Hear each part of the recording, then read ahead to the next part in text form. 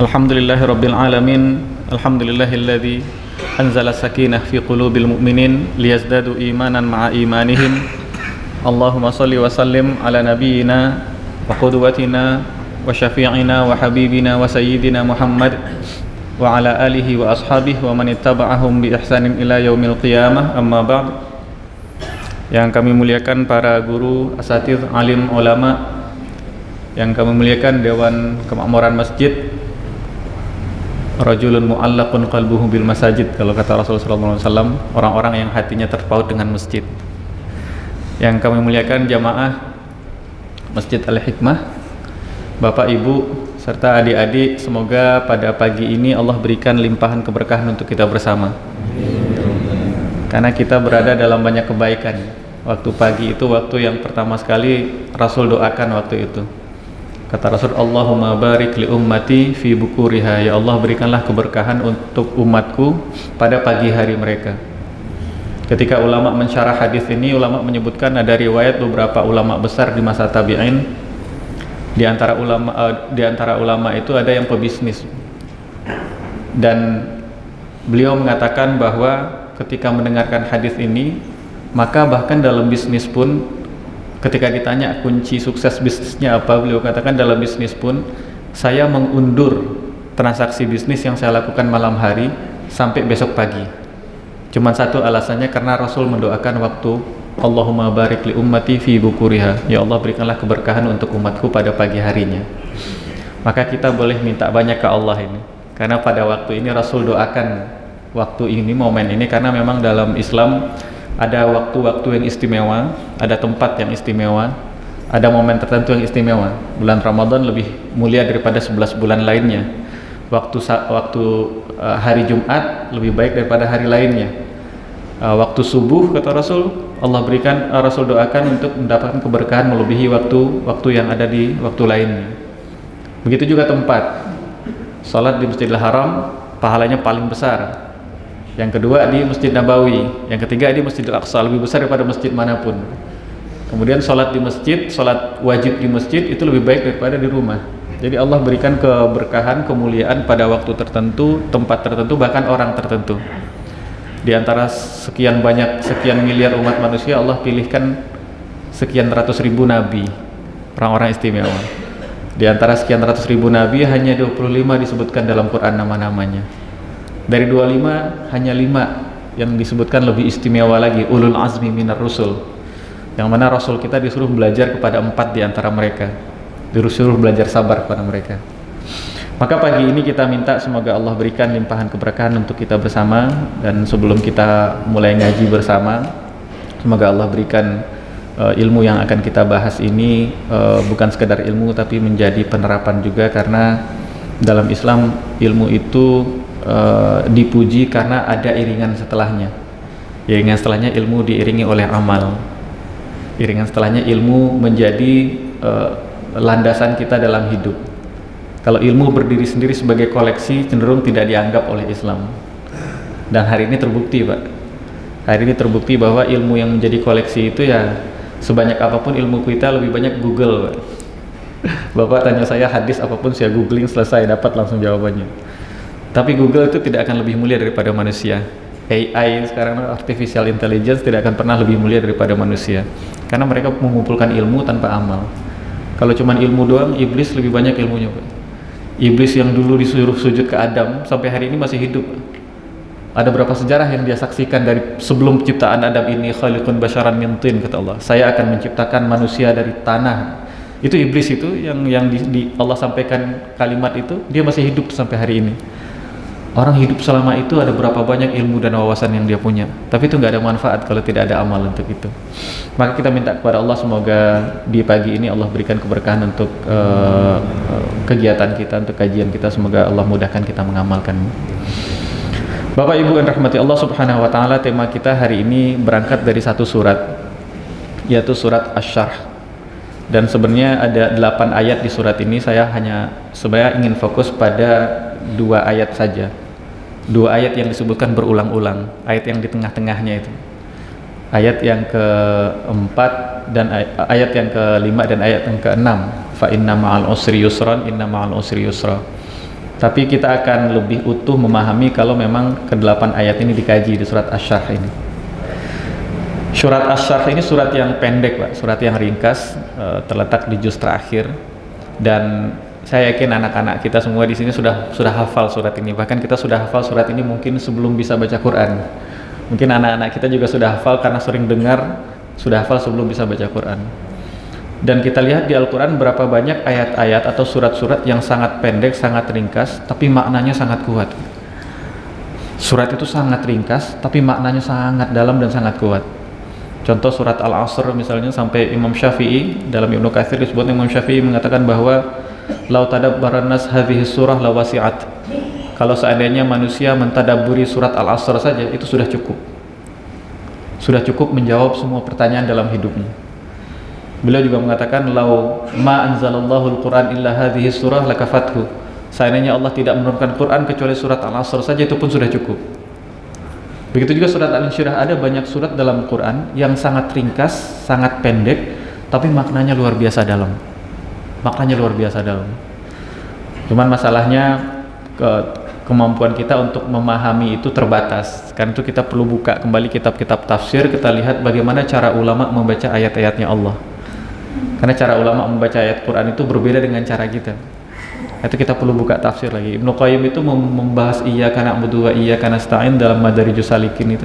Itu satu kitab 3 jilid 1600 halaman. Satu jilid 500 halaman.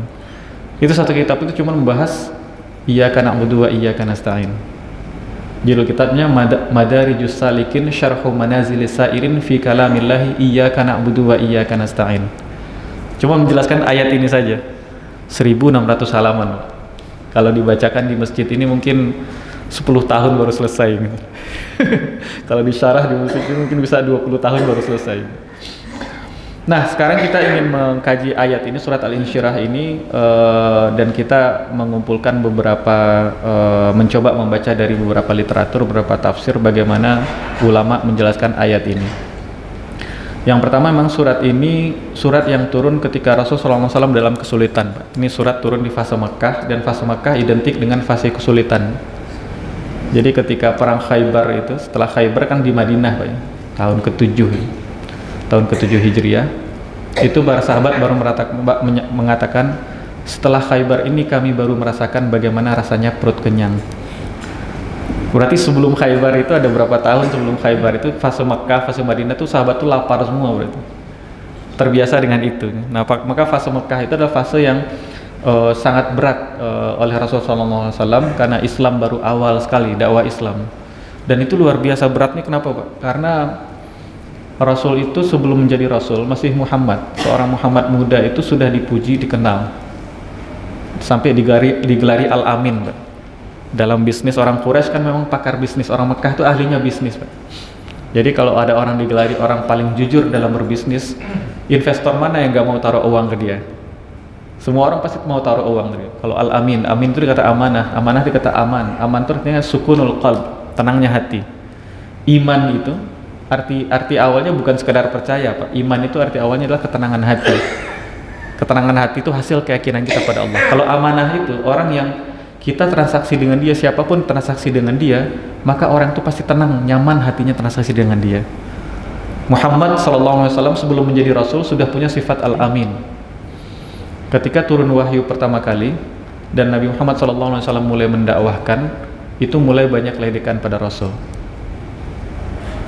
Dan ketika Rasul lebih gencar mendakwahkan lagi, dari dakwahnya dakwah personal menjadi dakwah publik, dakwah komunal, itu cercaan lebih banyak lagi. Bahkan ada usaha untuk membunuh Rasul, intimidasinya fisik, mental, dan lain sebagainya. Itu cercaan lebih banyak lagi pada Rasulullah SAW. Dan kita tahu Rasul sebelum dakwah itu akhlaknya sudah sempurna, Pak. Jadi kalau kita berdakwah kemudian nggak diterima, ya wajar aja, Pak. Rasul dengan akhlak yang sangat sempurna masih ada yang nolak. Dan kita berdakwah dan akhlak kita kadang-kadang juga nggak sesuai dengan apa yang kita sampaikan. Kadang-kadang akhlak kita terlalu keras, karena kita cenderung ekstrim kanan atau ekstrim kiri, Pak. Itu manusia itu cenderung pada memudahkan atau menyepelekan atau malah berlebih-lebihan, cenderung pada hal itu. Jadi kalau kita tidak merujuk lagi pada Rasulullah SAW, maka bahkan dalam penyampaian pun ada hal yang Mungkin kita kekurangan dalam menyampaikan itu. Termasuk saya juga di sini. Nah, kita berangkat dengan surat Al-Insyirah. Surat Al-Insyirah atau surat Asy-Syarh ini artinya surat yang artinya itu syarh itu kelapangan. Dan surat ini turun untuk menguatkan hati Rasul sallallahu alaihi wasallam ketika Rasul banyak mendapat perlawanan dari Quraisy yang ada di Mekah pada hari itu. Maka surat ini turun. Kita tahu dakwahnya Rasul tidak kayak dakwah kita hari ini, Pak. Kalau kita dakwah hari ini enak sekali, Pak. Sampai di bandara saya langsung dijemput diantar ke hotel. Wah, kadang kita malu, Pak. Malu. Rasul itu dakwah, Rasul nggak ada yang jemput, Pak. Caci maki disampaikan kepada khalayak ramai. Bahkan surat Al-Jumu'ah itu kita baca, surat Al-Jumu'ah itu turun udah fase belakangan itu surat Al-Jumu'ah itu. Rasul sedang khutbah, kemudian semuanya ninggalin Rasul, wa tarakuka qa'imah. Dan mereka meninggalkan kau berdiri sendiri. Rasul akhlaknya sangat mulia, lagi ceramah, lagi khutbah gitu. Ada orang dagang di belakang, orang dari mana datang dari Jakarta bawa barang di situnya, tinggal semua, wataraku, dan Rasul tinggal sendiri. Sebagian riwayat mungkin ada sedikit sahabat yang di situ. Wah, kita dakwah hari ini enak sekali, Pak. Enak sekali. Mungkin kita juga malu kita kalau dilihat bagaimana dakwahnya sahabat Rasul sallallahu alaihi wasallam. Rasul dakwah dengan sangat berat keadaannya. Kemudian turun surat Asy-Syarh ini untuk menenangkan hati Rasul, dan surat Asy-Syarh ini turun bukan saja untuk menenteramkan hati Rasul, tapi untuk menenteramkan hati umatnya juga. Kenapa? Karena apapun yang datang untuk Rasul itu datang untuk umatnya. Hanya sedikit yang datang untuk Rasul, spesial untuk Rasul saja sedikit, Pak. Istri 9, saya sedikit sekali itu. Selebihnya itu datang untuk Rasul, dan itu juga panduan untuk kita. Karena memang Islam memberikan panduan secara sempurna. Allah turunkan kepada kita Al-Quran sebagai konsep, dan konsep saja tidak cukup, Allah turunkan juga kepada kita panduannya, Pak, tutorialnya.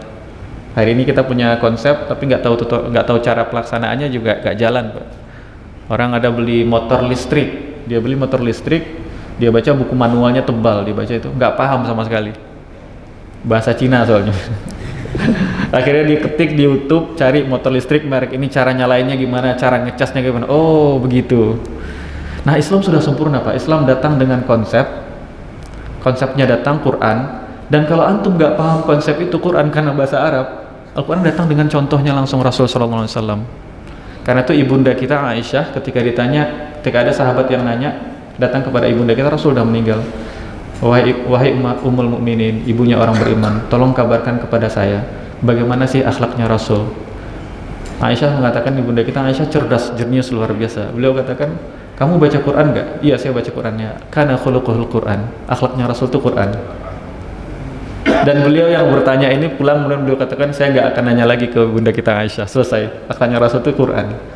Artinya tidak ada ajaran, kita sebutlah agama apapun, idealisme apapun, tidak ada yang seperti Islam. Hari ini semua agama punya konsep, Pak. Pertanyaannya, siapa yang menjalankan konsep itu 100% dalam hidupnya? Semua idealisme hari ini punya konsep, apa kapitalis, apa sekarang ini komunisme punya konsep. Pertanyaannya, siapa yang menjalankan ide komunis itu 100% dalam hidupnya? Kalau ada, ikuti itu. Dan kalau orang memang komunis, ya harus mati bunuh diri, Pak. Pembesar komunis rata-rata matinya bunuh diri, kan sunnahnya komunis seperti itu. Kalau mau ikuti, tidak ada idealisme manapun, agama manapun di alam semesta ini yang sepenuhnya seperti Islam. Islam datang konsepnya dan datang panduan pelaksanaannya itu. Disebutkan siapa yang melaksanakan Quran 100% dalam hidupnya, Rasul sallallahu alaihi wasallam. Maka mustahil kita memahami Quran kalau tidak melihat sejarahnya Rasul sallallahu alaihi wasallam.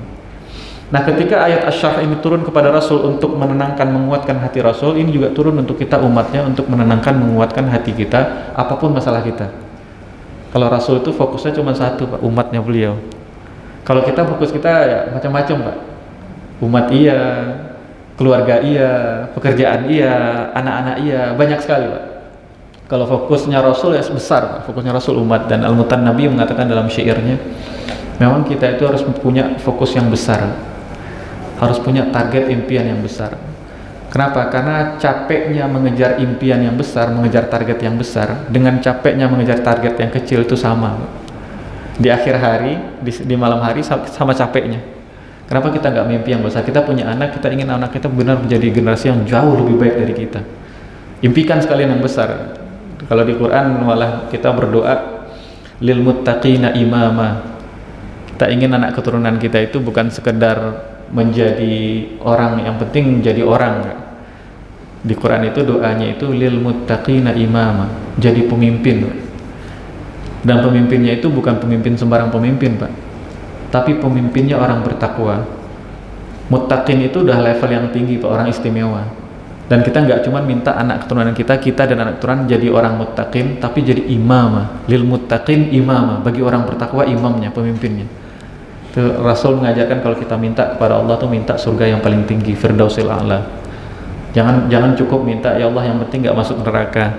Kata Rasul enggak, minta surga yang paling tinggi. Yang paling tinggi itu yang di sana itu Nabi Muhammad SAW, Abu Bakar, Nabi Isa, Nabi Musa. Semua yang kita baca dalam Quran itu ada di surga paling tinggi itu. Nabi kita minta ke Allah surga paling tinggi itu. Rasulullah SAW, Allah mengatakan di ayat pertama, A'udzubillahi minasyaitonirrajim, Bismillahirrahmanirrahim, Alam nashrah laka sadrak. Tidakkah kami sudah syarhu, kami sudah lapangkan untukmu dadamu, Muhammad SAW. Ulama menafsirkan ini setidaknya ada dua makna, Pak. Makna pertama adalah lapang dada secara fisik. Artinya Rasul, riwayat menyebutkan Rasul itu ada setidaknya ada satu, atau riwayat lain menyebutkan ada 3 kali Rasul itu dijemput oleh malaikat kemudian dibelah dadanya. Ketika Rasul kecil, ada yang mengatakan ketika Isra Mi'raj Rasul sallallahu alaihi wasallam, ada yang mengatakan ketika Rasul diangkat menjadi nabi. Jadi Rasul dibelah dadanya. Dan syarhus sadr ini, tidakkah kami lapangkan untukmu dadamu, makna pertama itu dalam tafsir bermakna ya lapang dada secara zahir. Jadi benar dibelah dadanya Rasul, maka diambil bagian yang sebenarnya tidak harus ada pada seorang nabi, dibuang itu. Nah, ada makna yang kedua. Makna pertama kita nggak bisa masuk, Pak, khusus untuk Rasul. Makna yang kedua ini yang untuk umatnya juga. Lapang dada itu lapang dada secara makna. Masih badan yang sama, fisik yang sama, tapi secara makna Allah lapangkan dadanya. Tidakkah kami sudah lapangkan bagi engkau dadamu, wahai Muhammad? Kemudian Allah katakan, wa wada'na anka wizrak, dan kami letakkan darimu wizrak, beban, alladzi anqadha zahrak, yang mana beban itu sudah membuat berat di punggungmu itu. Nah, Allah Subhanahu wa taala katakan, kita lihat urutannya, Pak. Quran juga, semua yang ada dalam Quran itu mukjizat. Semua yang ada dalam Quran itu mukjizat, bahkan cara penulisan Quran, rasam Utsmani namanya. Itu bukan rasam Quran, bukan rasam Arab. Ada tulisan Arab, ada tulisan Quran, namanya rasam Utsmani, dan sedikit berbeda dengan tulisan Arab. Nah, ada disertasi yang cuman membahas tentang yang jas rasam Utsmani fil Quran, mukjizat penulisan yang ada dalam Quran. Kita lihat tulisan Quran yang kita ada itu cara penulisan sedikit berbeda dengan bahasa Arab pada umumnya. Nah, urutan dalam Quran itu juga memberikan mukjizat, memberikan kekuatan. Maka kita perlu lihat urutannya itu. Pertama, Allah katakan, alam nashrah laka sadrak, tidakkah kami sudah lapangkan untukmu dadamu Muhammad, dan kami sudah letakkan semua berat yang ada membebani pundakmu. Urutannya pertama itu kelapangan hati, yang kedua itu baru dibuang beban-beban itu. Dan memang seperti itu, Pak. Memang seperti itu. Kita boleh jadi kita punya masalah yang sama, tapi cara orang menyikapi masalah itu beda-beda. Dan masalah itu tidak akan pernah hilang kalau hati nggak lapang duluan. Jadi permasalahan sebenarnya itu, sebelum masalah itu ada, yang perlu diperbaiki itu adalah hati, Pak. Kalau hati sudah tenang, maka masalah besar pun datang tidak masalah, Pak. Tapi kalau hatinya itu bermasalah, orang yang lagi dapat kebahagiaan pun jadi masalah buat dia. Saya suka kasih contoh, misalnya nih Masjid Al-Hikmah, ada orang mau, katanya jamaah Masjid Al-Hikmah nanti saya kasih hadiah umroh misalnya. Semuanya boleh bawa keluarga pulang umroh, boleh jalan-jalan ke Turki, dikasih pesawat yang paling bagus lah, first class, kemudian dikasih uang jajan, ini tinggal digesek silahkan belanja. Kemudian berangkat lah. Pas berangkat itu salah satu dari teman yang berangkat itu ditelepon oleh saudaranya, sudah terbang pesawat itu, dapat WhatsApp, dapat SMS bahwa ibunya masuk rumah sakit. Itu berguna nggak semua perjalanan liburan nanti? Umroh itu jadi berasa enak nggak? Enggak. Bahkan kita berharap ya udah kalau bisa putar balik aja pesawat, pulang lagi. Karena memang urusan pertama itu ada di hati, Pak. Kebahagiaan itu yang lain juga iya. Misalnya orang dapat rezeki, dapat uang, bikin bahagia, iya betul. Tapi dalam Islam diajarkan bahwa di Islam, di Al-Quran sendiri disebutkan bahwa kebahagiaan hayatan thayyibah itu diantara maknanya, ulama menyebutkan, menjelaskan ketika Allah mengatakan man amila salihan min dzakarin aw untha wa huwa mu'min falanuhyiyannahu hayatan thayyibah. Kami akan beri kepada dia hayatan thayyibah, hidup yang baik. Hidup yang baik itu saya coba kumpulkan tafsir Qurtubi itu ada 7 kalau tidak salah. Ada 7 makna hayatan thayyibah. Dari 7 itu cuma 1 maknanya fisik, Pak. Ya dikasih uang, dikasih kendaraan yang bagus, rumah yang layak dan lain sebagainya, cuma 1 fisik.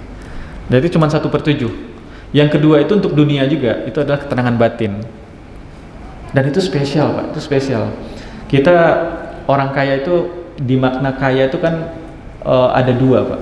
Ada orang kaya itu punya duit, ada orang kaya itu yang punya kecukupan.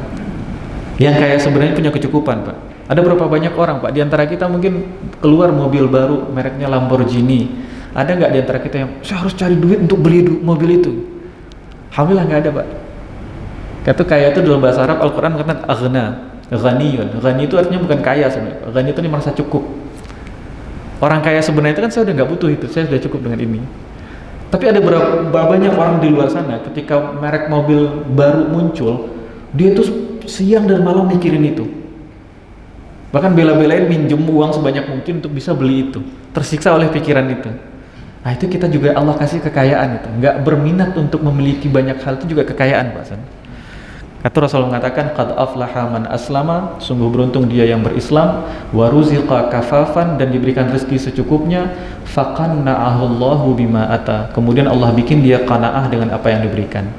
Merasa cukup dengan apa yang Allah berikan itu luar biasa, Pak. Ada berapa banyak peluang di luar sana keluar merek baju baru, saya harus beli. Ketulis sell 50%, ntar lagi nih tahun baru nih, ibu-ibu paling banyak nih. Dia nggak butuh beli itu, tapi ketika 50% diskon, dia kayaknya saya wajib beli itu. Duit nggak ada, pinjam dulu, mumpung akhir tahun nih. Butuh nggak? Nggak butuh. Kenapa? 50%. Itu bagian dari diri yang membuat kita tetap miskin, Pak. Sebanyak apapun duit kita nggak akan pernah cukup itu. Maka alam nasyrah laka sadrak ini maknanya adalah Allah menyebutkan kepada kita bahwa urutan pertama dari semua masalah itu adalah lapangan dada. Baru keduanya wa wada'na anka wizrak. Setelah dada itu lapang, baru kami letakkan beban-beban yang ada di punggungmu itu Muhammad. Urutannya seperti itu, Pak. Ketika kita ditimpa musibah, ada masalah, yang pertama kali yang harus kita beresi adalah pikiran dulu, Pak. Pikiran dan hati. Kalau disebutkan dada, sebenarnya dia sudah mencakup pikiran juga, Pak. Orang kalau hatinya tenang, pikirannya bersih, Pak. Tapi kalau pikirannya bersih, hatinya nggak tenang, wah, orang pikirannya cemerlang, tapi hatinya nggak tenang, masih bikin kejahatan, Pak. Justru orang bikin kejahatan kelas tinggi itu orang yang pikirannya cerdas, Pak, tapi hatinya kotor. Yang pertama itu Allah sebutkan syarhus sadr, karena kalau hati sudah tenang, pikiran pun ikut, Pak. Rasul mengatakan tubuh kita ini punya panglima, Pak. Kalau dia sakit, ya sakit semua tubuh ini. Dia sehat-sehat semua tubuh ini. Rasul mengatakan itu adalah al-qalbu, hati itu sendiri. Dan Allah mengatakan, tidakkah kami Muhammad sudah lapangkan kepada engkau dadamu? Baru setelah itu Allah sebutkan wa wada'na anka wizrak, dan kami letakkan wizr, letakkan beban yang ada di pundakmu. Ulama ketika menafsirkan ini ada menafsirkan wizrun itu beban pikiran. Ada yang kedua menafsirkan wizrun itu dosa-dosa. Nah, yang pertama itu penafsiran untuk Rasul sallallahu alaihi wasallam, karena Rasul tidak melakukan dosa, tapi Rasul ada beban pikiran di kepala Rasul. Karena Rasul ketika di usia 40-an itu, di akhir usia 30-an ya, 39 40 itu, Rasul itu sudah sering bertahanas bersunyi, Pak. Dia tinggalkan penduduk kampung itu pergi ke Gua Hira. Berdiam diri di sana memikirkan, kok banyak sekali masalah di Quraisy ini. Kok banyak sekali ketidakadilan. Oh, di masa itu perempuan nggak dianggap, Pak. Istri itu bisa diwariskan ke anak. Perempuan kayak barang. Nah, Rasul gelisah dengan itu. Rasul menyingkirkan dirinya, pergi ke gua, kemudian mikir itu. Nah, itu wizernya Rasul itu. Dan itu membebani punggung Rasul. Dan itu waktu itu Muhammad seorang manusia, Pak. Belum jadi nabi, belum ada wahyu turun. Tapi sudah ada kegelisahan itu dalam hati beliau. Nah, itu adalah rasa yang sama yang bisa dimiliki semua manusia, Pak. Ulama-ulama besar semuanya punya rasa gelisah itu. Muhammad punya rasa itu sebelum jadi Rasul. Dan karena itu beliau menyingkir, pergi ke gua, kemudian berpikir, kok masalah ini banyak sekali, dan kita muslimin harusnya seperti itu, Pak. Ada masalah itu membuat kita gelisah, Pak. Dan kegelisahan pertama kita minta kepada Allah. Dan Allah katakan, tidakkah kami sudah lapangkan dadamu Muhammad, wa wada'na anka wizrak, dan kami sudah letakkan beban yang ada di punggungmu itu, alladzi anqadha dhahrak. Maka urutan keduanya setelah lapangnya hati, kalau hati sudah lapang, maka beban akan mundur sendiri, beban akan turun sendiri. Kemudian yang ketiga Allah katakan, wa rafa'na laka dzikrak, dan kami angkat bagimu namamu, dan kami angkat bagimu Muhammad namamu.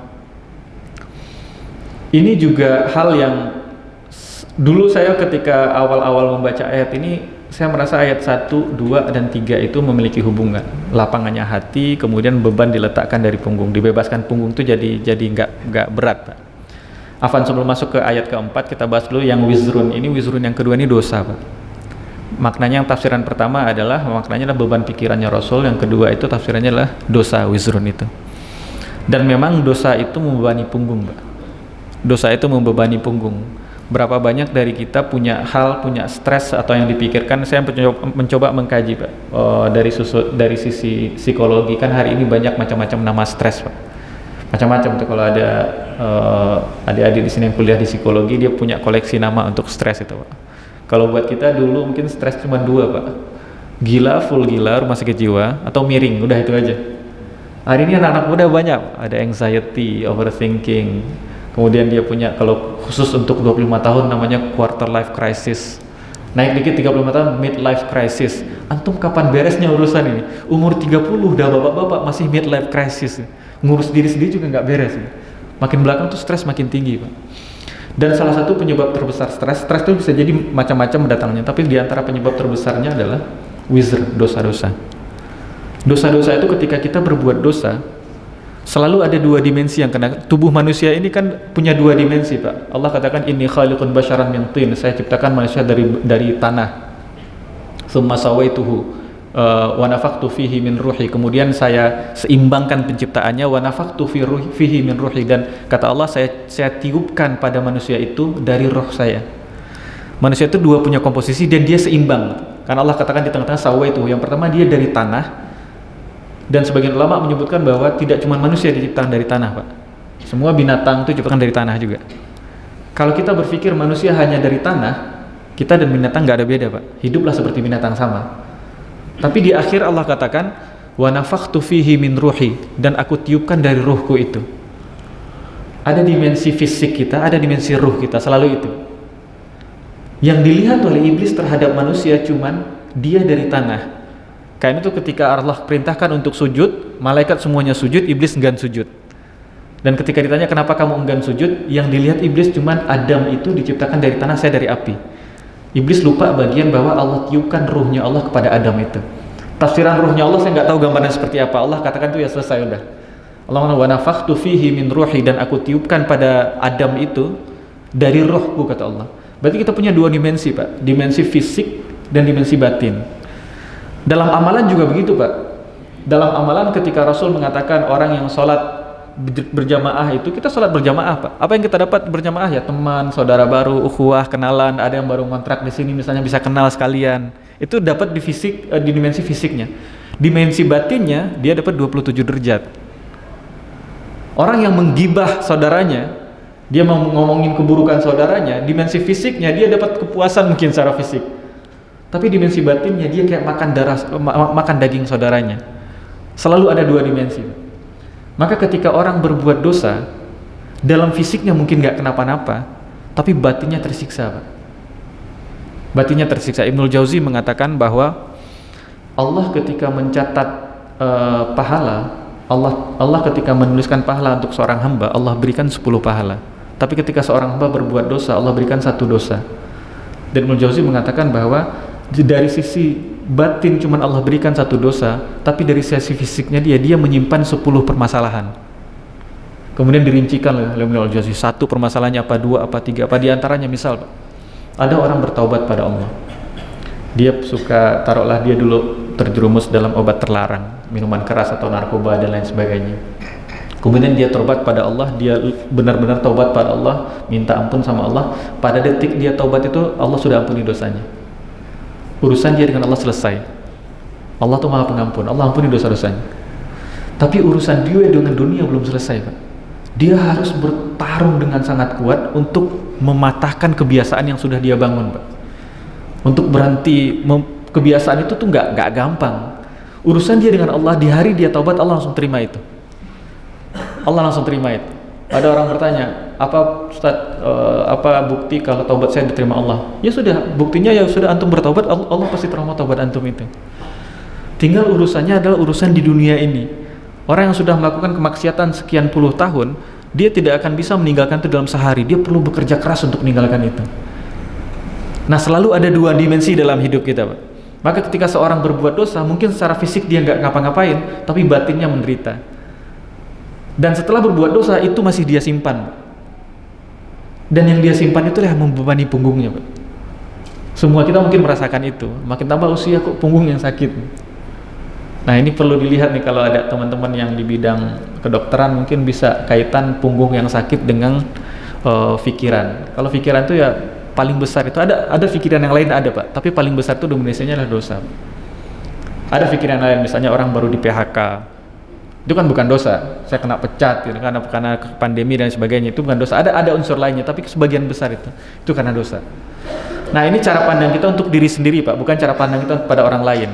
Oh, ada orang banyak pikiran, Pak, dosa apa ya? Enggak. Bukan untuk itu. Kita tidak ditugaskan untuk itu. Kemarin saya di Al-Irsyad bahas tentang surat Al-Baqarah ayat 155 itu, tentang musibah itu. Saya coba kumpulkan beberapa ayat terkait dengan musibah. Hari ini kalau ada orang kena musibah, kata orang-orang lainnya, dia kasih tuh daftar dosa dia. Satu kampung kena musibah bencana alam. Oh ya, kampung ini daftar dosanya 1 ini, 2 ini, 3 ini. Kita nggak ngerjain itu, Pak, nggak ada. Saya kumpulkan beberapa ayat terkait musibah. Semua ayat itu tidak membahas katakanlah ini karena perbuatanmu, enggak, kecuali satu ayat di surat Ali Imran. Dan itu kejadiannya terkaitan dengan perang Uhud. Karena itu ketika perang Uhud, sebagian orang, bahkan sebagian munafik mengatakan, kok ini menimpa kita hampir menang loh. Allah katakan, qul huwa min indi anfusikum. Katakanlah Muhammad, itu karena ulah kalian. Cuman itu saja, Pak. Selain itu tidak ada perintah mengatakan qul, katakanlah ini perbuatan kalian. Jadi semuanya adalah ketika musibah menimpa, yang harus kita pikirkan adalah musibah menimpa saya, dosa apa yang sudah saya lakukan. Hari ini kita melakukan hal yang aneh, Pak. Kalau di surat Ali Imran itu yang perang Uhud itu, Allah katakan kepada Nabi Muhammad, wahai Muhammad, katakanlah kepada mereka. Hari ini Allah juga nggak ngomong ke Nabi Muhammad, tapi kita nyelonong duluan. Kita bilang, oh karena dosa anda itu ini. Karena itu musibah menimpa anda. Nah, itu terjadi, Pak. Dari saya baca di sosial media kemarin, salah satu kampung kena gempa, kemudian di kampung ini banyak LGBT dan lain sebagainya. Kita kok membahas dosanya dia ketika dia ditimpa musibah. Musibah yang menimpa kita itu adalah bagi orang beriman, yahdi qalbah, kata Allah. Allah kasih petunjuk hatinya. Ketika musibah yang menimpa orang beriman itu melihat semua kehidupan itu ada maknanya, Pak. Bagi orang beriman itu tidak ada konsep kebetulan, Pak. Nggak ada tuh saya kebetulan ada di Masjid Al-Hikmah, tuh enggak. Semua urusan kita terus sudah tertulis 50.000 tahun sebelum kita lahir. Allah sudah tulis itu. Kalau kita pahami Allah sudah tulis itu, maka kita bisa mengapresiasi setiap kejadian dalam hidup kita. Nggak ada hal yang receh dalam hidup itu. Oh, kenapa anak saya begini, kenapa istri saya begini, bagaimana masalah keluarga saya, nggak ada hal yang. Semuanya selalu ada hikmah. Karena itu Allah katakan bagi orang yang beriman, apapun musibah yang datang kepada dia, Allah berikan hidayah dalam hatinya. Nah, kita kembali ke ayat ini, wa wada'na anka wizrak, bahwa dosa-dosa itu bisa menjadi beban di punggung kita, alladzi anqadha dhahrak, yang membebani punggungmu, wa rafa'na laka dzikrak, dan kami angkat bagimu penyebutanmu Muhammad sallallahu alaihi wasallam. Sekarang hari ini saya baru mulai memahami wa rafa'na laka dzikrak. Karena kalau Allah menjanjikan kepada Nabi kita Muhammad SAW sampai hari ini, Nabi Muhammad itu semua orang memuji dia. Orang yang tidak memuji Nabi Muhammad itu hanya berangkat dengan satu hal. Dan itu hal yang sama ada bagi orang Quraisy, yaitu ego. Hari ini ada orang-orang yang menghina Nabi Muhammad lewat karikatur dan lain sebagainya. Itu bukan karena ilmu, karena ego saja. Itu juga yang membuat orang-orang Quraisy itu nggak mau masuk Islam dulu. Dia tahu akhlaknya Nabi Muhammad itu sudah sempurna. Orang Quraisy, semua orang Mekah itu sepakat memuji Rasul sebagai Al-Amin. Tapi ketika Rasul mendakwahkan Islam, baru keluar tuh syair, majnun, kahin, macam-macam lah keluarnya. Oh, dia itu cuman penyair, oh dia itu kahin, seorang dukun, oh dia itu majnun, orang yang gila, macam-macam disebutkan. Padahal sebelum itu Nabi Muhammad itu dipuji. Ketika risalah ini datang, kenapa? Karena ada bagian dari dia yang tersiksa. Sebagian ulama menafsirkan unik, kata ulama adalah ada bisnis mereka yang kena, ujung-ujungnya uang. Kenapa? Kalau Muhammad mendeklarasikan Allah sebagai Tuhan, maka Ka'bah yang kita kuasai tadinya bisa bisnis kita. Nah dulu itu kalau kita lihat idarah pada masa manajemen pada masa Quraisy, pada masa Mekah sebelum Nabi Muhammad SAW lahir, itu salah satu pusat perputaran keuangannya itu ada di Mekah, Pak. Karena orang-orang sebelum Nabi haji itu sudah ada dari risalahnya Nabi Ibrahim. Dan ketika nggak ada Nabi, orang melakukan haji serampangan, Pak, terserahnya, senyamannya aja. Orang tetap datang ke Mekah. Nah itu salah satu pusat keuangannya. Ada ulama yang menelaah ini, ujung-ujungnya uang. Kenapa mereka menentang Nabi Muhammad SAW? Karena bisnis mereka terganggu. Dan hari ini hal sama, Pak. Ada bisnis yang terganggu di situ. Ini sebagian pendapat menyebutkan seperti itu. Dan rata-rata semua orang, kalau dia tidak ada tendensi apapun, semua akan mendengar cerita Nabi Muhammad SAW. Itu dia pasti memuji Rasul SAW. Nggak ada yang nggak. Saya baca kisahnya seorang pastor di Amerika. Akhirnya dia masuk Islam. Dan sebelum dia masuk Islam itu dia bikin syair. Dan dia ceritakan, dia bikin syair salah satunya judulnya Do Not Talk to Me About Muhammad. Jangan ngomong kepada saya tentang Muhammad. Kenapa? Karena sosok ini sudah bikin kepala saya pusing. Setiap kali saya baca sejarah dia itu bikin stres saya. Ini orang yang harus saya ikuti, kata hatinya. Waktu itu sebelum masuk Islam. Akhirnya dia bikin syair itu Do not talk to me about Muhammad. Jangan pernah cerita kepada saya tentang Muhammad. Ini karena sosok ini, karena laki-laki, this man gitu ya. Karena orang ini sudah bikin, karena dia pastor, Pak. Dia pegiat gereja, saya kurang tahu pastor atau apa. Dia aktivis loh. So dia bikin kepala saya stres setiap membaca sejarahnya. Itu jangan ngomong tentang Muhammad. Sampai akhirnya Allah kasih dia hidayah masuk Islam. Jadi Nabi Muhammad SAW Allah katakan wa rafa'na laka dzikrak, dan kami angkat bagimu penyebutanmu. Sebaliknya, Pak, orang yang penyebutannya terkenal tapi disebut, digelari dengan hal yang tidak rif'ah, yang tidak mulia, hari ini kan jadi terkenal itu sangat tinggi, Pak. Mata uang kan berganti, Pak. Kalau dulu mata uang dinar, dirham, sekarang menjadi rupiah. Sekarang mata uang tuh menjadi jumlah subscriber. Dan orang mengejar mata uang yang sama, dari dulu mengejar mata uang yang sama, Pak. Maka hari ini orang bagaimana caranya, terutama anak-anak muda, gimana caranya supaya terkenal? Apapun saya akan lakukan supaya terkenal, dan dia lupa bahwa terkenal bukan rif'ah. Allah rafa'na, terkenalnya itu bukan karena rif'ah, bukan karena mulia, itu akan menjadi wizard. Orang yang terkenal bukan karena kemuliaannya, itu kan tersiksa dirinya. Saya lihat wawancara itu ada beberapa orang terkenal. Ada salah satu orang terkenal sekali, Pak, di dunia internet itu. Saya sebut namanya, semua kita tahu, sampai anak-anak kecil tahu. Dia pernah diwawancara oleh vlogger. Ditanya sama dia, lo dengan semua kegiatan kayak gini nih capek gak sih? Dia bilang capek. Dia bilang capek. Padahal kita melihatnya hidupnya kelihatan bahagia, Pak. Semua yang tayang di layar ya kelihatan bahagia. Orang gak mau menayangkan kesedihannya, Pak. Jadi dikenal, tapi dikenal bukan dengan yang baik, itu akan menjadi beban di punggung. Hari ini saya baru bisa paham kalimat ini. Dan Allah jamin kepada Rasul, wa rafa'na laka dzikrak, dan kami Muhammad akan mengangkat namamu, penyebutanmu. Sampai detik ini, dari dulu di Muhammad itu, Abu Jahal kalau nggak salah itu pernah bertemu dengan salah satu pembesar Romawi, dan dia bertanya tentang sosok Muhammad SAW, dan beliau mengatakan semuanya kebaikan. Beliau mengaku itu. Jadi Muhammad SAW bahkan oleh musuh pun, kalau musuhnya mau jujur, musuhnya akan mengatakan semuanya ada kebaikan dari Muhammad. Semuanya ada kebaikan pada diri Muhammad SAW. Maka orang yang mencari ketenaran dan bukan dengan cara yang benar, ketenaran akan balik membunuh dia, Pak. Akan balik membunuh dia. Ini buat anak-anak muda terutama ini. Carilah, mencari ketenangan dengan cara yang tidak benar itu akan balik merusak kita. Benar-benar Allah katakan fa inna ma'al usri yusra, inna ma'al usri yusra. Nah, ini pembahasan yang sebenarnya mau kita bahas. Allah katakan, pertama Allah katakan fa inna ma'al usri yusra. Ayat ini pembahasannya terkait dengan masalah yang kita hadapi dalam hidup. Ketika kita bertemu dengan masalah, musibah dan lain sebagainya, kemudian Allah katakan fa inna ma'al usri yusra, maka sesungguhnya bersamaan dengan kesulitan pasti ada kemudahan. Pertama Allah katakan inna. Kalau di antara kita ada yang belajar bahasa Arab akan tahu itu inna itu punya mubtada dan punya khabar, atau isim inna atau khabar inna. Jadi setelah inna itu ada fokus yang Allah tujukan. Nah, fokus setelah inna itu mansub, artinya barisnya di atas lah, di antara tanda mansub itu. Nah, di ayat ini fa inna ma'al usri yusra, yang barisnya fathah gimana Pak? Yusron. Maka fokus dari kata inna itu adalah yusra. Jadi inna itu harfun li izalati syak, huruf yang digunakan untuk menghilangkan rasa ragu. Allah katakan, maka sesungguhnya yang kalian harus hilangkan semua keraguan itu dan kalian harus sangat yakin adalah yusron. Ada kemudahan ma'al usri, bersama kesulitan.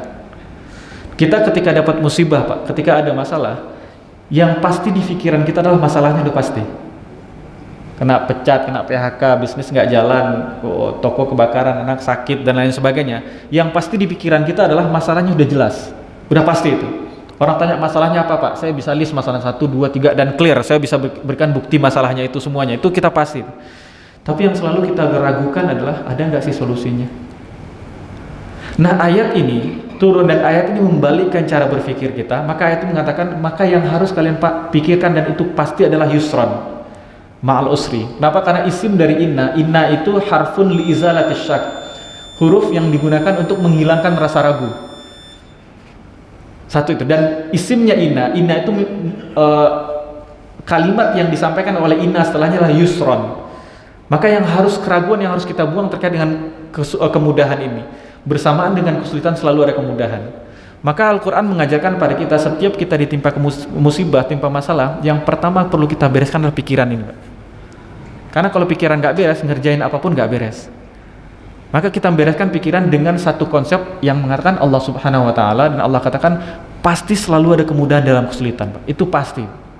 Kita lihat kisah-kisah misalnya, kemudahan dalam kesulitan itu banyak sisi Pak. Bisa jadi bersamaan dengan kemudahan itu, bersama dengan kesulitan itu ada kemudahan untuk diri kita saat ini kita nggak tahu, tapi belakangan hari kita tahu. Kita kalau baca kisah Nabi Yusuf alaihissalam, di akhir cerita Nabi Yusuf itu mengatakan kepada seorang raja, jadikan saya bendahara karena saya hafizun alim, karena saya itu hafiz, amanah, bisa menjaga, dan saya juga alim, dan saya sangat tahu dengan seluk-beluk tata negara, keuangan dan lain sebagainya. Ada ulama yang ketika menjelaskan ayat ini, kenapa Yusuf mengatakan alim, sementara Yusuf itu hidup dari kecil bukan di lingkungan istana. Yusuf itu dari kecil sudah dikhianati oleh saudaranya, oleh saudara kandungnya. Jadi kalau kita lihat sejarah manusia yang paling banyak yang paling banyak pada posisi korban itu Nabi Yusuf. Dari kecil itu Nabi Yusuf belum balik, masih sangat kecil, itu sudah menjadi korban dari saudara kandungnya. Dalam Zilalil Quran disebutkan saudara kandungnya itu ternyata berbeda ibu. Tapi ini cerita lain. Kemudian ketika diambil dari sumur itu, dijadikan anak buah, jadikan pembantu, bahkan sebagian menyebutkan diperbudak. Akhirnya ketika naik jabatannya sudah bisa bekerja, ternyata kena fitnah. Kena fitnah, masuk dalam penjara. Ketika masuk penjara, ngobrollah dengan sipir penjara, dengan teman-teman yang ada di penjara, kenal dengan semua kriminal itu. Nah, semua fase yang dialami Nabi Yusuf itulah menjadi modal dia mengatakan alim. Kenapa? Karena waktu itu negara akan mengalami krisis. Dan ketika krisis terjadi, yang diberikan oleh Yusuf adalah solusi dari krisis itu apa? Kita harus menyiapkan pangan selama 7 tahun ke depan dan lain sebagainya. Itu masalah baru selesai satu Pak. PR negara yang kedua Pak, biasanya ketika ada krisis dan negara pengen menggelontorkan bantuan, ketika negara sudah punya dana bantuan, itu baru satu PR selesai. Ada PR kedua, itu baru setengah selesai Pak. Setengah berikutnya adalah bagaimana bantuan itu utuh tiba di masyarakat. Bantuan datang dari pusat 1 miliar, nyampe ke masyarakat 25.000. Kejadian nggak Pak itu? Itu di zaman Nabi Yusuf Pak. Di sini nggak kejadian. Itu dari pusat turun di kementerian potong sekian persen. Nanti dari kementerian dipotong pula oleh anggaran dari nggak tahu dulu ada legislatif yudikatifnya mungkin itu. Nanti sampai di tingkat daerah potong lagi, sampai tingkat kota dipotong lagi, kabupaten potong lagi, kecamatan potong lagi, lurah potong lagi, RW lihat, oh ini bukan saudara saya diutamakan. Akhirnya masyarakat umum cuma dapat 25.000 dari 1 miliar. Nah itu masalah sendiri Pak, itu masalah besar negara di zaman Nabi Yusuf. Hari ini di sini nggak ada kayaknya Pak. Aman. Nah di zaman Nabi Yusuf itu terjadi, dan Nabi Yusuf tahu detail itu. Ini kalau uang digelontorkan 1 miliar dari pusat, dan saya tahu semua peluang penjahat-penjahat itu akan ngambil uang itu. Karena Nabi Yusuf mengatakan inni hafizun alim. Kata alim itu tidak sembarang alim. Saya punya pengalaman yang detail setiap kejahatan yang ada di kota ini. Mulai dari perbudakan anak, pembantu, hidup di penjara, perjualbelikan orang dan lain sebagainya, saya tahu detail itu. Maka untuk bicara tentang sifat-sifat orang kriminal, saya tahu betul kata Nabi Yusuf. Kata beliau mengatakan inni hafizun alim. Nabi Yusuf punya strategi menjaga aset negara bagaimana, dan punya strategi bagaimana menggelontorkan dana itu sampai ke masyarakat paling bawah. Dan kita lihat ternyata ujian yang ditimpa oleh Nabi Yusuf selama bertahun-tahun itu, riwayat menyebutkan 70 tahun, tapi usianya Nabi Yusuf beda dengan kita. 70 tahun bisa jadi masih muda. 70 tahun Nabi Yusuf berpisah dengan ayahnya, itu memberikan ilmu yang banyak pada Nabi Yusuf. Nah, ini kisah yang luar biasa, Pak. Ada banyak kejadian, bahkan itu dari satu sisi. Di sisi lain, musibah yang menimpa kita, kemudian kita bersabar, itu bisa jadi memberikan kebaikan ke banyak orang. Seandainya Yakub ketika Nabi Yusuf hilang itu, sejak itu Nabi Yakub nangis. Ibyadat aina, sampai Al-Quran mengatakan putih matanya Yakub itu, sampai riwayat mengatakan buta Yakub itu karena menangisi anaknya Yusuf. Ini juga pesan bahwa kalau kita kena musibah nggak apa-apa nangis, Pak. Wong seorang Nabi mulia nangis kok. Tidak masalah nangis. Yang bermasalah itu adalah merutuk pada Allah, komplain pada Allah. Enggak. Nabi Yusuf nangis ya. Nabi Yakub sangat mencintai putranya Yusuf, nangis. Kalau seandainya Nabi Yakub tidak kehilangan Nabi Yusuf, maka berapa puluh tahun kemudian akan terjadi paceklik di satu negeri, dan selama 7 tahun itu orang akan kelaparan, akan ada banyak anak yang mati, dan akan ada ratusan bahkan mungkin ribuan ayah yang harus meneteskan air mata. Maka cukup dengan kesabaran Yakub menahan dirinya, Allah selamatkan sekian ratus bahkan ribuan ayah untuk daripada kehilangan anaknya. Jadi kesabaran itu, ketika dapat musibah, pertama kali dapat musibah itu Allah selalu berikan kemudahan. Bisa jadi kemudahannya kita tahu, bisa jadi nggak tahu. Saya mendalami ini, Pak, beberapa waktu lah, Agustus kemarin itu, pas tanggal 16 Agustus malam, itu hujan deras di Depok, Pak. Rumah saya kebanjiran, Pak. Saya baru pindah itu, karena nggak tahu daerah itu, ternyata kebanjiran rumah saya, Pak. 17 Agustus di lapangan itu, orang depan upacara saya jemur kasur, Pak. Nah, beberapa waktu sebelum itu Depok panasnya minta ampun, Pak, kayak Surabaya lah 11.2. Saya kalau jelaskan panas nggak perlu dijelasin ke orang Surabaya, Pak. Nah, itu panasnya minta ampun, dan dalam hati saya, Masya Allah, ini panas banget nih hari-hari ini. Dan ternyata panas yang saya rasakan itu ketika saya kebanjiran, itu sangat berharga, Pak. Jadi hari ini kita mengkomplain tentang panas, tapi bisa jadi di orang lain di sisi sana, itu sangat berharga bagi dia panas matahari itu. Maka dengan kesabaran kita ada banyak kebaikan bagi orang lain. Nah, fa inna ma'al usri yusra, kemudahan itu bisa jadi datang Allah berikan langsung untuk diri kita, bisa jadi Allah berikan untuk orang lain, dan karena kita sabar, maka kebaikan untuk orang lain itu bisa jadi kebaikan untuk kita. Ulama ketika menjelaskan kisahnya Nabi Yusuf dan Nabi Yakub, dengan kesabarannya Nabi Yakub, maka ada banyak sekali ayah yang tidak harus kehilangan anaknya karena kematian kelaparan. Karena air matanya Yakub, ada ratusan bahkan ribuan ayah tidak harus meneteskan air mata karena kematian anaknya karena kelaparan. Maka Yakub fasabrun jamil, kata Nabi Yakub, maka kesabaran dalam kesabaran itu ada keindahan. Maka fa inna ma'al usri yusra, yang berikutnya maknanya adalah Allah sebutkan kata ma'a itu artinya bersamaan, bukan setelahnya. Jadi jangan diterjemahkan setelah kesulitan ada kemudahan, udah pasti, Pak. Kalau kesulitan udah habis, udah pasti kemudahan, Pak. Allah katakan fa inna ma'al usri, bukan ba'dal usri yusra, tapi bersamaan dengan kesulitan selalu ada kemudahan. Itu yang kedua. Yang ketiga, Allah sebutkan ayat ini 2 kali. Dan Al-Quran itu selalu kalimatnya afektif, Pak. Nggak perlu disebutkan 2 kali kalau maknanya sama. Tidak perlu disebutkan 2 kali kalau maknanya sama. Artinya di ayat ke-5 dan ayat ke-6 ini maknanya beda. Allah katakan pertama fa inna ma'al usri. Al-usru itu dalam bahasa Arab ma'rifah, Pak. Ma'rifah itu sudah diketahui. Artinya kalau ada orang mengatakan ja'al ustad, ja'a al ustad, ustad sudah datang, ada alifnya, alif lamnya, berarti semua orang sudah tahu ustad yang mana yang datang. Tapi kalau orang mengatakan ja'a ustadzun, seorang ustad datang, orang nggak tahu tuh ustad yang mana yang datang. Nah, kalau disebutkan fa inna ma'al usri, Allah sebutkan bahwa bersamaan dengan satu usr, satu kesulitan. Kesulitannya apa? Sebutlah nama kesulitannya itu X. Yusron, ada kemudahan. Dan kemudahan itu nggak ada alif lamnya, dia namanya nakirah. Kalau dalam bahasa Inggris unidentified, tidak teridentifikasi. Kalau al-usron yang ada alifnya itu identified. Yusron itu kita nggak pernah tahu yang mana. Jadi bersamaan dengan kesulitan itu ada kemudahan, kita nggak tahu kemudahan yang mana. Allah katakan lagi inna ma'al usri, sesungguhnya bersamaan dengan kesulitan yang tadi itu ada kemudahan lagi dan kita nggak tahu yang mana. Dan ulama jelaskan setiap kesulitan Allah selalu membukakan pintu kemudahan itu minimal 2. Karena yusran itu unidentified bisa jadi lebih dari 2. Nah, kita orang manusia ketika ditimpa musibah, pikirannya selalu fokus pada masalahnya itu. Dia lupa bahwa Allah bukakan pintu yang lain. Maka Al-Quran ayat ini memberikan kepada kita untuk memperbaiki fokus, Pak. Saya kalau fokus pada gelas ini, Pak, semua bapak-bapak yang hadir ini blur, Pak, gak kelihatan oleh saya. Karena fokusnya gelas ini saja. Tapi kalau saya fokus kepada bapak-bapak, bahkan gelas ini jadi barang kecil buat saya. Ketika kita ditimpa musibah, fokus dengan musibah itu, bagi kita yang lain itu malah blur, Pak. Mungkin Allah bukakan banyak sekali pintu kebaikan buat saya, kita nggak melihat lagi pintu kebaikan itu karena hanya fokus pada musibah itu. Ayat ini turun mengatakan kepada kita yang kalian harus coba fokus dan ikhtiarkan adalah ada pintu kebaikan lainnya yang Allah bukakan. Orang dipecat dari pekerjaannya, Pak, tapi fisiknya masih sehat. Saya punya beberapa teman dipecat dari kantornya, Pak, sekarang jadi pebisnis besar, Pak. Kalau dia nggak dipecat dari kantornya sampai sekarang masih karyawan. Dan dia penghasilan saya bisa 10 kali lipat dari karyawan saya dulu. Kenapa? Karena yang dia lihat itu bukan dia tidak fokus pada masalah, wah saya kena pecat, berhari-hari ngomong itu, Pak. Dia mencoba membuka matanya, Allah berikan banyak sekali yusr bagi dia. Badan masih sehat, anak-anak masih sehat dan lain sebagainya. Dan itu kemudahan yang Allah bukakan untuk dia. Catatannya apa? Allah katakan setelah itu fa'iza faraghta fansab. Fa itu fa sababiyah, artinya supaya kalian mendapatkan kemudahan dalam kesulitan. Idza faraghta fansab, apabila kalian sudah kosong dari suatu pekerjaan maka sibukkanlah dengan pekerjaan yang lain. Ini penegasan lagi, Pak. Al-Quran mengatakan ketika kita ditimpa musibah, bayu duduk aja.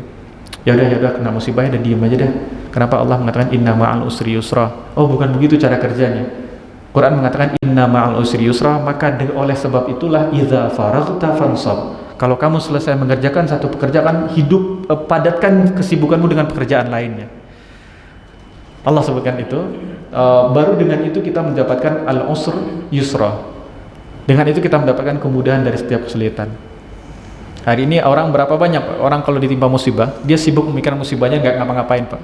Setiap hari bikin ngobrol masalahnya aja terus. Dengan cara itu kita nggak dapatkan ma'al usri yusra. Al-Quran mengatakan fa'iza faraghta fansab. Dan ulama ketika menjelaskan ayat ini, ulama sebutkan ada 2 hal yang dilakukan Rasul. Pertama, Rasul itu selalu sibuk dengan ibadah kepada Allah. Dan ketika tidak sibuk ibadah kepada Allah, Rasul sibuk dengan membantu makhluknya Allah. 2, Pak, kepada Khalik atau membantu makhluknya. Dan Al-Quran mengatakan fa'iza faraghta. Kita pasti urusan kita, saya ada urusan pekerjaan yang saya lakukan, kewajiban cari nafkah dan lain sebagainya. Itu kewajiban betul. Ayat ini mengatakan idza faraghta. Kalau kamu farigh, kalau kamu sudah kosong dari kewajiban itu, fansab, maka penuhilah kesibukanmu dengan hal-hal yang baik. Hari ini kita lihat, kita disediakan banyak sekali tools untuk entertainment, untuk mengisi waktu luang. Nah, ayat ini membicara tentang setiap kali kita punya waktu luang, fansab. Dengan itulah kita mendapatkan inna ma'al usri yusra. Dan terakhir Allah katakan wa ila rabbika farghab, dan kepada Rabbmu sajalah hendaknya kamu berharap. Ini kunci dari ayat pertama. Syarhus sadr itu kuncinya ada di ayat terakhir, Pak. Ila rabbika farghab, dan kepada Rabbmu sajalah engkau berharap. Lapang dada itu hanya ada satu jalan, yaitu berharap kepada Allah. Sebaliknya berharap pada manusia itu akan memberikan sempitnya dada, kecewa dan lain sebagainya.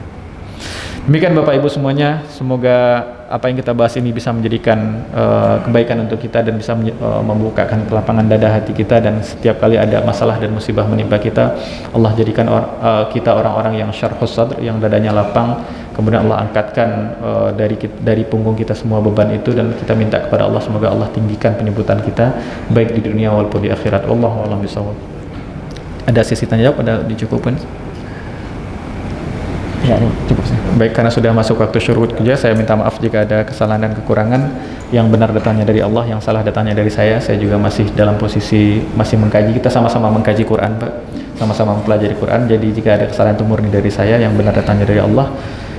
Kita tutup dengan doa kafaratul majlis. Subhanakallahumma rabbana bihamdika asyhadu an la ilaha illa anta astaghfiruka wa atubu ilaik. Assalamualaikum warahmatullahi wabarakatuh.